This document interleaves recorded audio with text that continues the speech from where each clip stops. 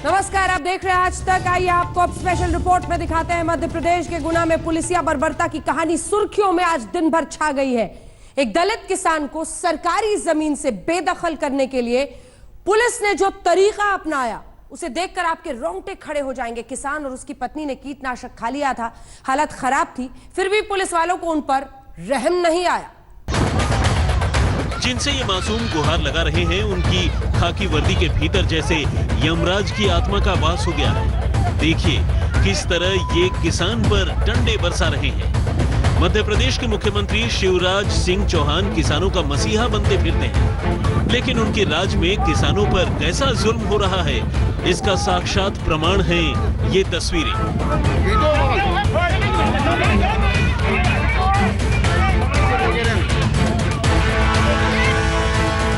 शिवराज जी, देख लीजिए इन तस्वीरों को और आपको ये भी बता दें कि तस्वीरें कभी झूठ नहीं बोलती। ये किसान परिवार पुलिस वालों से जान की भीख मांग रहा है, रहम की गुहार लगा रहा है, लेकिन पुलिस इन पर डंडे बरसा रही है। खाकी वर्दी वाली इन मैडम को देखिए, इनकी लाठियां ही नहीं किसान के ऊपर इनके लात भी पड़ रहे हैं। अपने बेटे को बचाने आई गीताबाई नाम की इस महिला को भी पुलिस वालों ने नहीं बख्शा। बार बार वो अपने बेटे को बचाने के लिए आगे जा रही थी, लेकिन पुलिस की लाठियां थम नहीं रही थी। एक गरीब किसान परिवार पर पुलिस की बर्बरता की ये तस्वीरें मध्य प्रदेश के गुना की हैं, जहां सरकारी जमीन से कब्जा हटाने आई पुलिस ने एक परिवार पर लाठियों की बरसात कर दी। पुलिस की पिटाई से ये परिवार बेहाल था और पुलिस वाले इसे नौटंकी ठहरा रहे थे।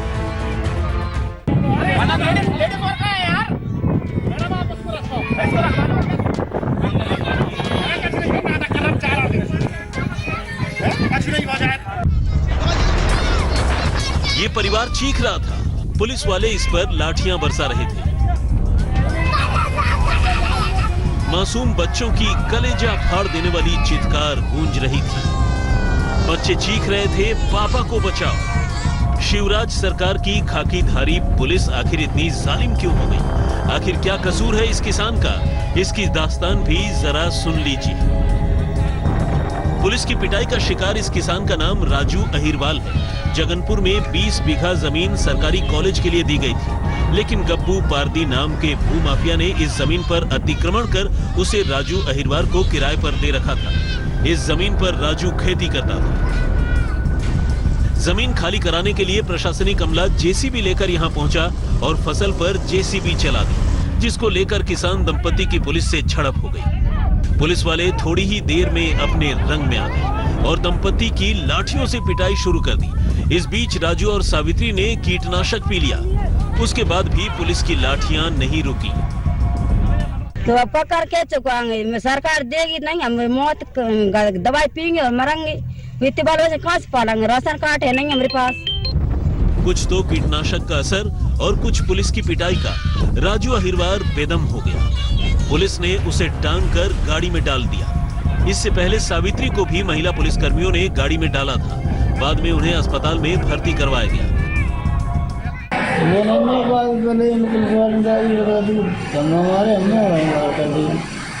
इसलिए हमने दवाई बताओ यार, मैं बच्चे को खिलाऊंगा, न राशन कार्ड है, न कोई जमीन है, न मकान है।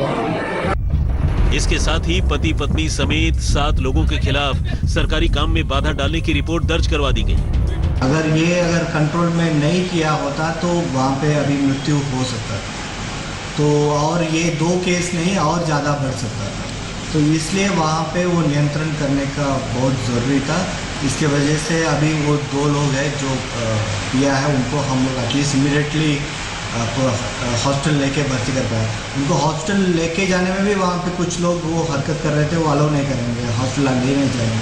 वो लोग कुछ लोग चाह रहे थे कि यहाँ पे थोड़ा गंभीर स्थिति बन जाए। इस किसान परिवार की बर्बर पिटाई का वीडियो वायरल हुआ तो मध्य प्रदेश की सियासत में जैसे उछाल आ गया। आनन फानन में डैमेज कंट्रोल के लिए शिवराज सिंह चौहान सरकार ने कलेक्टर और एसपी का ट्रांसफर कर दिया। लेकिन सवाल उठ रहे हैं कि क्या मध्य प्रदेश के दलित किसानों के मुकद्दर में सिर्फ पुलिस की लाठियां ही लिखी हैं? गुना की घटना पर कार्रवाई करते हुए भले ही शिवराज सरकार ने जिले के एसपी कलेक्टर समेत आईजी को भी हटा दिया हो, लेकिन उपचुनाव के मुहाने पर खड़ी मध्य प्रदेश में कांग्रेस इस मुद्दे को हाथ से जाने नहीं देना चाहती और यही वजह है कि कांग्रेस ने भी इसमें समिति बनाकर जांच की कार्रवाई शुरू कर दी है। रवीश पाल सिंह, भोपाल, आज तक।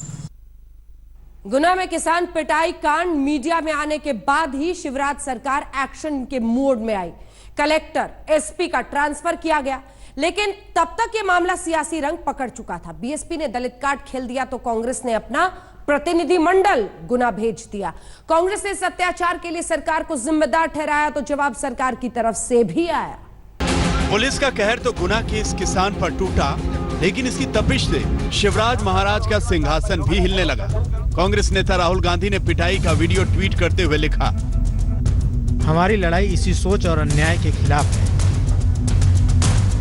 बीएसपी सुप्रीमो मायावती ने गुना पिटाई कांड के बहाने दलित कार्ड फेंक दिया। अपने ट्वीट में मायावती ने लिखा, एक तरफ बीजेपी और इनकी सरकार दलितों को बसाने का ढिंढोरा पीटती है, जबकि दूसरी तरफ उनको उजाड़ने की घटनाएं उसी तरह से आम हैं, जिस प्रकार से पहले कांग्रेस पार्टी के शासन में हुआ करती थी। तो फिर दोनों सरकारों में क्या अंतर है? खासकर दलितों को इस बारे में भी जरूर सोचना चाहिए। विपक्ष के लिए गुना पिटाई कांड किसी अवसर से कम नहीं था। कांग्रेस ने प्रदेश महासचिव विभा पटेल की अगुवाई में अपना डेलीगेशन गुना भेजा। विभा पटेल ने किसान राजू को 1.5 लाख रुपए नकद दिए।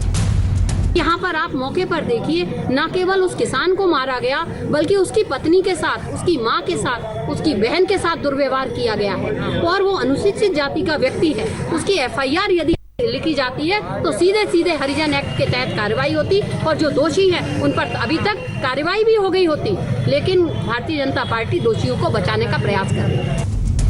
कांग्रेस ने राशन पानी लेकर बीजेपी पर चढ़ाई कर दी तो सरकार में गृह मंत्री नरोत्तम मिश्रा इस मामले में भी कांग्रेस को घसीटने लगे।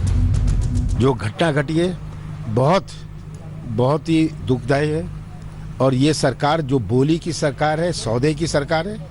इस सरकार को इसकी चिंता नहीं है। घोषणाएं केवल घोषणा करी थी कि किसी गरीब से जमीन का कब्जा लिया नहीं जाएगा, पर किसी नाम पर बड़े बड़े लोगों की सुरक्षा के लिए ये सब किया जा रहा है। ये इस सरकार का सही चेहरा सामने आ रहा है। राहुल गांधी जी की जब सरकार थी मध्य प्रदेश में तो प्रीपेड व्यवस्था से अधिकारी पोस्ट होते थे और जब वो प्रीपेड अधिकारी रहते थे तब ऐसी दिक्कत आती थी। यहाँ तो घटना की जानकारी आते ही कलेक्टर, एसपी, आईजी सारे बदल दिए। मुख्यमंत्री अपने आप को किसान पुत्र कहते हैं और किसानों के साथ इस तरह का व्यवहार हो रहा है, ये कांग्रेस कभी बर्दाश्त नहीं करेगी। और ये सब इसलिए हो रहा है और एक एसपी और कलेक्टर को हटाना ये कोई निराकरण नहीं इन समस्याओं का। माननीय मुख्यमंत्री जी ने गुना के अंदर हुई घटना की उच्च स्तरीय जांच के आदेश दिए हैं। भोपाल से वरिष्ठ अधिकारी घटनास्थल पर तत्काल जाएंगे। मध्य प्रदेश में गुना कांड पर सियासत चल रही है तो उधर गुना के अस्पताल में पिटाई के शिकार किसान की सेहत अब ठीक है। मध्य प्रदेश में आने वाले दिनों में उपचुनाव होने वाले हैं और कांग्रेस के हाथ दलित उत्पीड़न का यह मुद्दा लग गया है। कांग्रेस इसे छोड़ना नहीं चाहती, जबकि ताबड़तोड़ एक्शन से शिवराज सरकार डैमेज कंट्रोल में लगी है। गुना से विकास दीक्षित के साथ रवीश पाल सिंह, भोपाल, आज तक। मध्य प्रदेश के बाद अब खबर बिहार की, जहां बाढ़ और बारिश से हाल बेहाल है, लेकिन इसी बाढ़ के दौरान बिहार के गोपालगंज में एक पुल ढह गया। वो पुल जिसका लोकार्पण महज 29 दिन पहले हुआ था। पुल गिरा तो विपक्ष ने राशन पानी लेकर नीतीश सरकार पर चढ़ाई कर दी, भ्रष्टाचार का आरोप लगाया। सरकार ने सफाई दी कि पुल नहीं टूटा है, संपर्क वाली सड़क टूटी है। इस टूटे हुए पुल का हिस्सा पानी की लहरों में समा गया है। 264 करोड़ रुपए की लागत से बने इस पुल का हिस्सा बाढ़ के बहाव में बह गया। पिछले 16 जून को इस पुल का लोकार्पण हुआ था और महीने भर के अंदर ये पानी में समा गया।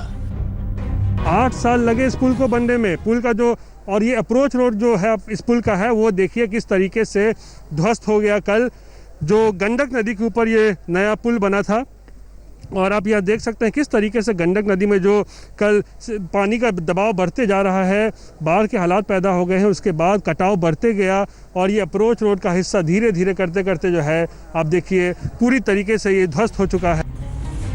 सुशासन की सरकार में भ्रष्टाचार के सीमेंट से बना ये पुल गिरा तो लोग तमाशा देखने जुट गए। पुल गिरने की खबर मीडिया में छाई तो सियासत भी गर्मा गई। आरजेडी नेता तेजस्वी यादव ने इसे नीतीश सरकार के भ्रष्टाचार का नायाब नमूना बताया। बिहार में पूरी तरीके से हम कह सकते हैं कि नीतीश जी जो काम कर रहे हैं वो सिर्फ दिखावे के लिए कर रहे हैं, और आनन फानन में ये 8 साल लगे पुल को बनने में, 264 करोड़ रुपए का पुल बना, और ठीक चुनाव आ गया तो उसको दिखाने के लिए जो है उद्घाटन करने लगे, और ये पुल जो है पूरी तरीके से टूट चुका है।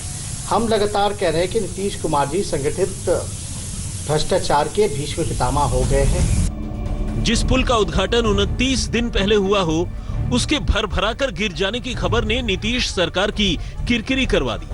सरकार ने सफाई पेश करते हुए विज्ञप्ति जारी की। सरकार ने कहा 70 घाट का मुख्य पुल नहीं टूटा है, बल्कि उससे 2 किलोमीटर दूर गोपालगंज की ओर 18 मीटर के छोटे पुल का पहुंच पथ टूटा है। ये पुल गंडक नदी के बांध के भीतर है। गंडक नदी में पानी का दबाव ज्यादा होने की वजह से सड़क का हिस्सा कटा है। मुख्य 70 घाट पुल 1.4 किलोमीटर लंबा है और वो पूरी तरह सुरक्षित है। इस मामले में कोई अनियमितता का मामला नहीं है। 70 घाट पुल से 2 किलोमीटर दूर गोपालगंज की ओर बांध के अंदर जो माइनर ब्रिज बनाए गए हैं, 3 माइनर ब्रिज बनाए गए हैं, उसमें एक माइनर ब्रिज का अप्रोच केवल पानी के तेज बहाव के कारण कटा है। और आप तो बिहार के रहने वाले हैं, आप जानते हैं बिहार के अंदर जब पानी का प्रकोप बढ़ता है, जब नदियों में पानी फैलता है, बढ़ता है, तो हमारी कई सड़कों को बहा के ले जाता है। ये तस्वीर बिहार की बदहाली की नजीर है, जहां सुपौल में एक डॉक्टर कोविड-19 सेंटर इस ठेला गाड़ी से जा रहे हैं। बिहार में कोरोना कहर बरपा रहा है और तमाम अस्पताल पानी में डूबे हुए हैं। हर साल बिहार में बारिश और बाढ़ की ऐसी ही आफत आती है। सब कुछ पानी पानी हो जाता है, बस सरकार पानी पानी नहीं होती। गोपालगंज में रोहित सिंह के साथ सुजीत झा, पटना, आज तक। देखिए आपने बिहार की हालत। बहरहाल सरकार का अपना रुख है। इस पर एक ब्रेक के लिए हम रुक रहे हैं, ब्रेक के उस पार, लेकिन जब लौटेंगे तो आपको दिखाएंगे वर्ल्ड वॉर के लिए गोला बारूद, क्यों दुनिया में हथियारों की मांग बढ़ रही है, क्या तैयारी है, देखते रहिए आज तक। और अब आइए स्पेशल रिपोर्ट में आपको दिखाते हैं वर्ल्ड वॉर का गोला बारूद। जी हां, दुनिया के तमाम मुल्क इस वक्त हथियार और गोला बारूद इकट्ठा करने में लगे हुए हैं। दुनिया में हथियारों की भूख बढ़ रही है। आखिर दुनिया में चल क्या रहा है, आज हम पूरा सच आपको दिखाएंगे। अब तो भारत के पास भी हथियारों की कोई कमी नहीं है। भारत ने रूस, अमेरिका, इजराइल को नए नए हथियारों के ऑर्डर्स दिए हैं। अब अगर चीन ने चू भी की तो जंग के लिए भारत तैयार है।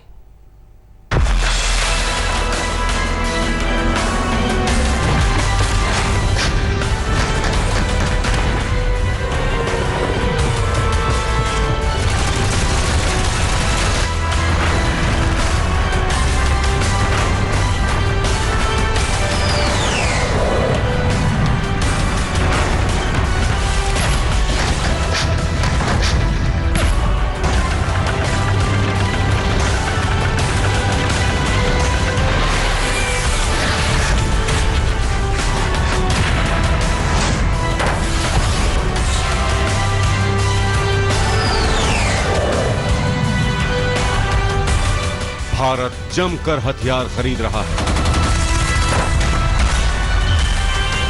चीन और रूस घातक हथियार बनाने में लगे हुए हैं। अमेरिका दुनिया भर में हथियारों की सप्लाई कर रहा है। ऑस्ट्रेलिया भी हथियार जुटाने में लगा हुआ है। ब्रिटेन से लेकर सऊदी अरब तक हर कहीं हथियारों और गोला बारूद की भूख बढ़ रही है। सवाल यही है कि आखिर क्यों दुनिया के हथियार और गोला बारूद जमा करने में जुट गए हैं। तो क्या दुनिया में वर्ल्ड वॉर की आहट हो चुकी है? आज हम आपको दिखाएंगे कौन कौन से मुल्क इस वक्त घातक हथियार बनाने में जुटे हुए हैं और कौन कौन से मुल्क हथियार का जखीरा बढ़ा रहे हैं। इसके पीछे की असली वजह क्या है, और आपको दिखाएंगे स्वीडन के think tank Stockholm International Peace Research Institute यानी सिप्री की हथियारों पर 2020 की रिपोर्ट क्या कहती है। किस देश के पास परमाणु हथियार हैं, तो आज देखिए हमारी खास पेशकश। वर्ल्ड वॉर का गोला बारूद। दुनिया भर के देशों में गोला बारूद जुटाने की शुरुआत चीन के कोरोना बम से हुई है। चीन जिस तरह से बड़े बड़े कांड कर रहा है, उससे दुनिया के तमाम मुल्क अलर्ट पर आ गए हैं। चीन ने पहले दुनिया के 200 मुल्कों में कोरोना का महाविस्फोट किया और उसके बाद भारत के साथ LAC पर अकड़ दिखाने लगा। लेकिन उसने भारत को 1962 के हिसाब से आंकने की बहुत बड़ी भूल कर दी। जैसे ही भारत ने चीन को चारों खाने चित करने का धांसू प्लान बनाया, चीन को समझ में आ गया कि पीछे हटने में ही समझदारी है। गलवान घाटी में गीदड़ भभकी दिखाने वाली शी जिनपिंग की सेना LAC पर सारे पॉइंट से पीछे हट रही है।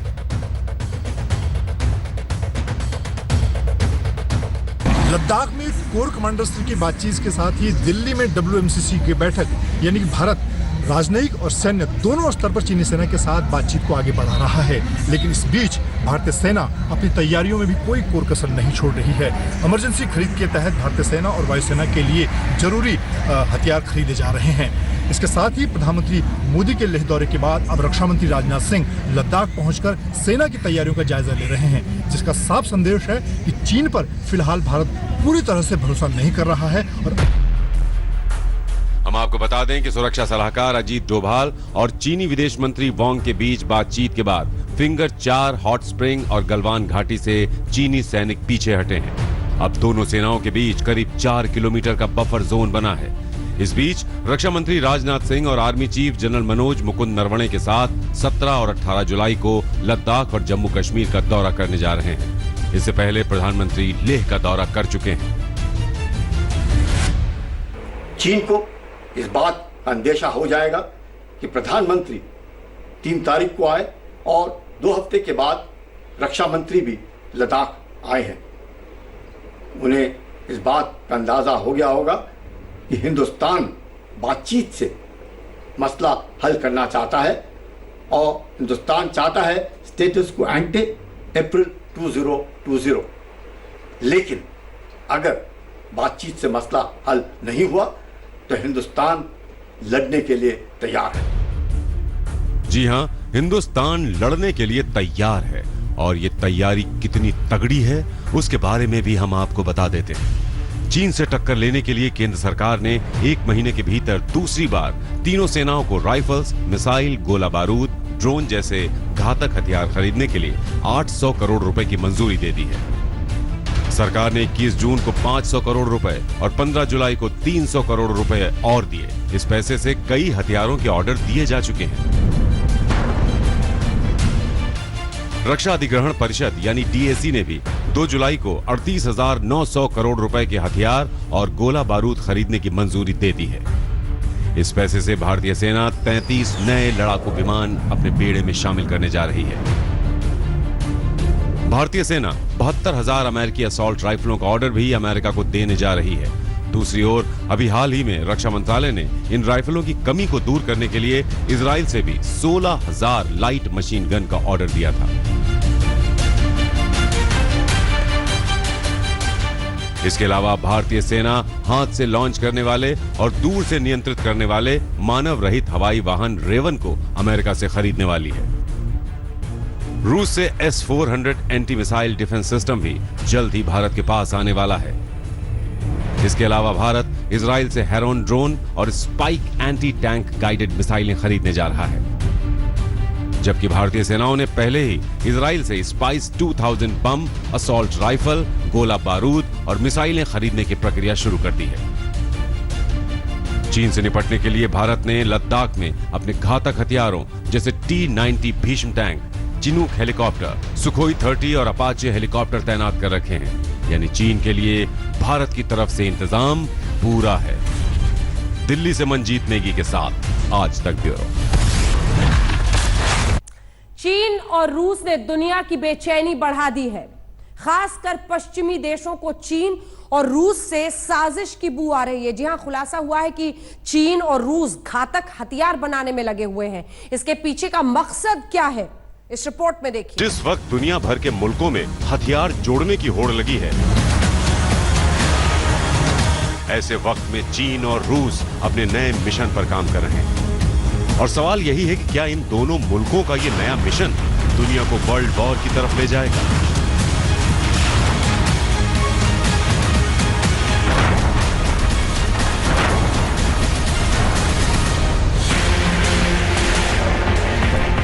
भारत ने हथियारों का जखीरा बढ़ाना शुरू किया तो चीन ने गोला बारूद का दूसरा खेल शुरू कर दिया। चीन की दुश्मनी इस वक्त अकेले भारत से नहीं है, बल्कि एशिया से लेकर दुनिया के ज्यादातर मुल्क चीन के विरोध में खुलकर खड़े हैं। ऐसे में चीन ने घातक हथियारों को बनाने की तैयारी शुरू कर दी। नाटो देशों ने चीन की इस नई चाल का खुदा Britain, France, Canada, Italy, Netherlands, Iceland, Belgium, इन सभी देशों का कहना है कि चीन पश्चिमी देशों में अपना दबदबा बढ़ाने की कोशिशों में लगा है। चीन की रक्षा तैयारियों से नाटो देश दहशत में आते दिख रहे हैं।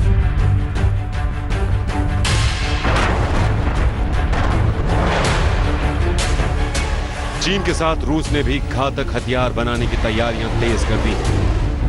किंग्स ऑफ लंदन के एक पॉलिसी पेपर में कहा गया है कि रूस से नाटो देशों को साइबर हमले, बायोलॉजिकल हथियार और गलत सूचनाओं को फैलाने का बड़ा खतरा है। पेपर में यह भी कहा गया है कि रूस हमेशा से ही नाटो का शत्रु रहा है, लेकिन चीन के उदय और उसकी बढ़ती सैन्य ताकत ने 21वीं सदी में नई चिंताओं को जन्म दिया है। चीन अपने रक्षा खर्च में 6.6% की बढ़ोतरी करने जा रहा है। चीन के राष्ट्रपति साल 2035 तक चीन की सेना को आधुनिक बनाने में लगे हुए हैं। जिनपिंग की योजना है कि साल 2049 तक चीन की सेना को विश्व स्तरीय बना दिया जाए। चीन का भारत और जापान के साथ विवाद इस बात को जाहिर करता है कि ड्रैगन हिमालय से लेकर दक्षिण चीन सागर तक अपने क्षेत्रीय दावों के समर्थन में दबाव डालने के लिए किस हद तक तैयार है। स्वीडन के think tank Stockholm International Peace Research Institute यानी स्विप्री की रिपोर्ट कहती है कि मौजूदा वक्त में चीन के पास भारत से ज्यादा परमाणु हथियार हैं। चीन के पास परमाणु हथियारों की संख्या 320 है, जबकि भारत के पास 150 परमाणु हथियार हैं। जबकि दुनिया में परमाणु हथियारों का 90% हिस्सा रूस और अमेरिका के पास है। लेकिन रिपोर्ट यह भी कहती है कि रूस और अमेरिका अपने पुराने एटमी हथियार खत्म कर रहे हैं और नए एटमी हथियार तैयार कर रहे हैं। ऐसे में भले ही चीन के पास भारत से ज्यादा परमाणु हथियार हों, लेकिन भारत की दोस्ती रूस और अमेरिका दोनों से अच्छी है। जबकि चीन की चालबाजियों और उसके वर्ल्ड पावर बनने के सपने के खिलाफ रूस और अमेरिका दोनों खड़े हैं। इसीलिए चीन ने भी नए और घातक हथियार बनाने की तैयारी शुरू कर दी है। आज तक ब्यूरो। चीन खुद तो बारूदी साजिशों में लगा हुआ है और अमेरिका से चिढ़ रहा है, क्योंकि अमेरिका ने चीन की दादागिरी निकालने के लिए एशिया से लेकर ऑस्ट्रेलिया तक हथियार बेचने शुरू कर दिए हैं। अमेरिका के पास ऐसे ऐसे हथियार हैं जिनका तोड़ दुनिया में किसी के पास नहीं। भारत और चीन के बीच LAC पर तनाव चरम पर आया तो यूके के एक अखबार ने तो अपने ऑनलाइन संस्करण में इसे वर्ल्ड वॉर 3 ही घोषित कर दिया। हालांकि मौजूदा हालात में दोनों ही देश युद्ध नहीं चाहते हैं, लेकिन भारत ने चीन को मुंहतोड़ जवाब देने के लिए अपनी तैयारियां पूरी कर रखी हैं। लेकिन जैसे ही बात चीन से युद्ध की आती है तो अमेरिका का जिक्र करना जरूरी हो जाता है, जो अपने मारक और आधुनिक हथियारों के बूते दुनिया का सबसे शक्तिशाली देश कहलाता है। आइए जानते हैं अमेरिका के बनाए ऐसे 5 खतरनाक हथियारों के बारे में जिन्होंने दुश्मनों को नाकों चने चबाने पर मजबूर कर दिया। वर्ल्ड वॉर का गोला बारूद, द गैटलिंग गन। अमेरिकी गृह युद्ध के दौरान इस बंदूक को तैनात किया गया था। अमेरिका ने उस समय कई युद्ध इसी बंदूक के बलबूते जीते, जो 1 मिनट में 350 गोलियां दागती थी। द्वितीय विश्व युद्ध के दौरान अमेरिका ने परमाणु बम विकसित किया था। ये दुनिया का सबसे खतरनाक बम है। Precision guided weapons. ये वो हथियार होते हैं जो पहले से तय किए गए लक्ष्य पर अचूक हमला करते हैं। स्टेल्थ यानी चुपके से छुपके। रूस ने जब 1960-70 के दशकों में जमीन से हवा में मार करने की तकनीक विकसित कर ली, तब अमेरिका ने स्टेल्थ तकनीक की खोज की।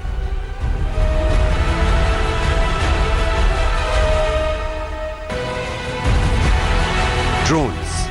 15 सालों से मानव रहित विमान बनाने के मामले में अमेरिका ने काफी तरक्की कर ली। अब चीन की दादागिरी से लोहा लेने के लिए अमेरिका भारत समेत कई देशों को हथियार सप्लाई कर रहा है, तो चीन को मिर्ची लगी हुई है।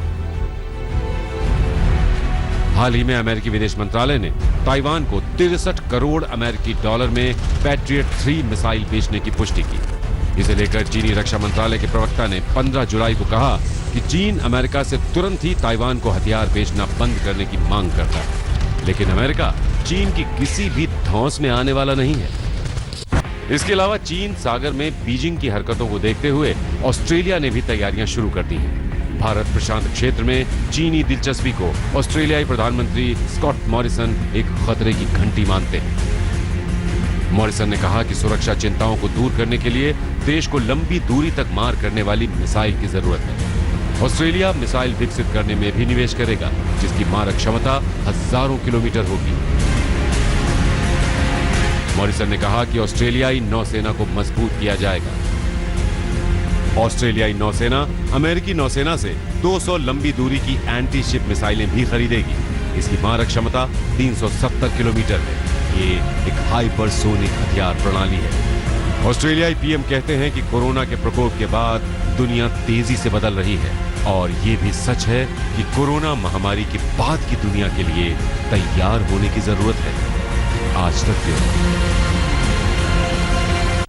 सऊदी अरब ने क्यों खरीदे हथियार, ये हम आपको दिखाएंगे छोटे से ब्रेक के बाद। देखते रहिए स्पेशल रिपोर्ट।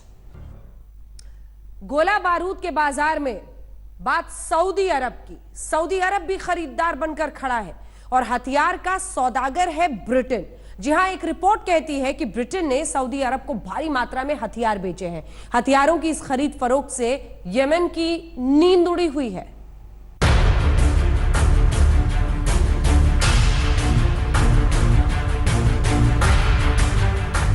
कच्चे तेल की प्राकृतिक संपदा से भरपूर सऊदी अरब दुनिया में हथियारों का सबसे बड़ा खरीदार है। वो अरब के सबसे गरीब देश अपने पड़ोसी मुल्क यमन में विद्रोहियों को हराने के उद्देश्य से एक हवाई अभियान का नेतृत्व कर रहा है।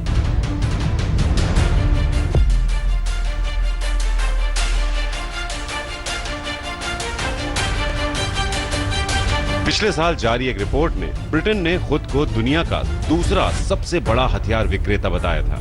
एक आंकलन के मुताबिक ब्रिटेन ने 40% से ज्यादा हथियार एक ही मुल्क को बेचे हैं, और वो है सऊदी अरब। बताया जा रहा है कि अंतर्राष्ट्रीय हथियारों के व्यापार में ब्रिटेन केवल अमेरिका से ही पीछे है। यमन में गृह युद्ध का 5वां साल चल रहा है और यहाँ नागरिकों की मौत का आंकड़ा लगातार बढ़ रहा है। ऐसे में सऊदी अरब को हथियार बेचने को लेकर ब्रिटेन पर दबाव भी बढ़ रहा है। और इसी के साथ स्पेशल रिपोर्ट में इतना ही। देश दुनिया की बाकी खबरों के लिए आप देखते रहिए आज तक। नमस्कार, मैं हूं अंजना ओम कश्यप। हमें उम्मीद है ये वीडियो आपको पसंद आया होगा। लेटेस्ट खबरों के लिए यूं ही देखते रहिए आज तक, और इस वीडियो के पसंद आने पर लाइक, शेयर एंड सब्सक्राइब करना